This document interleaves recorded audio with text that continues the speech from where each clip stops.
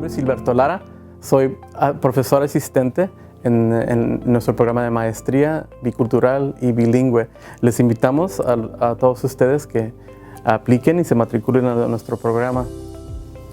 So what makes this program special is that all of the professors that teach in this program are bilingual themselves or multilingual, and they have been usually teachers at some point, and so they are able to put into practice what they have learned in the classroom.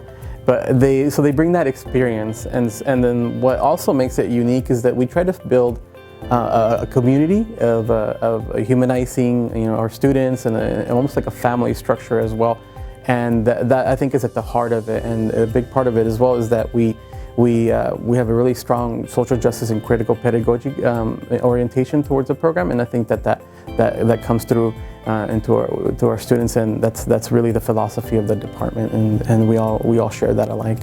So biliteracy is one of the things that we really try to hit home in our program, and what biliteracy is the development of reading and writing in two languages. And so it's really important for us to understand that process, for us to demystify some of the surrounding myths that students should learn in a language that they still don't understand. But when we instead help them learn with the language that they do bring from home, it's a little bit less work for the student as well, and they find school more worthwhile, enjoyable. So having us see their first language as a resource with which we can add more, like for example, add math, add science, add reading, all these, it really makes our work not as hard as well, and also the student not to have to work as hard. But at the same time, learning these theories about biliteracy helps the teacher also know how to support them as well in their development. We know that there's the English language learners in Texas now number 1 in 5. And so it's important for us to know that eventually you will have a language learner.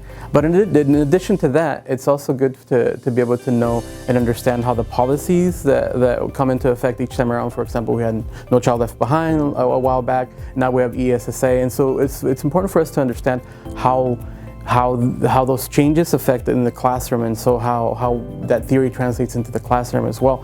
But apart from that, it's also understanding how the laws, for example, can be interpreted in the classroom, all the different ways that students are identified as language learners, how they, for example, test out of the program as well. And more than anything, I think the most important part is becoming an advocate for the students and their families. When we're able to learn through the coursework how to tap into the knowledge that the families bring and bring that into the classroom, I think that's one of the neatest things to see as well. And so we start seeing the students' language as assets, their culture as assets, and the community as well. And I think that's one of the most important things.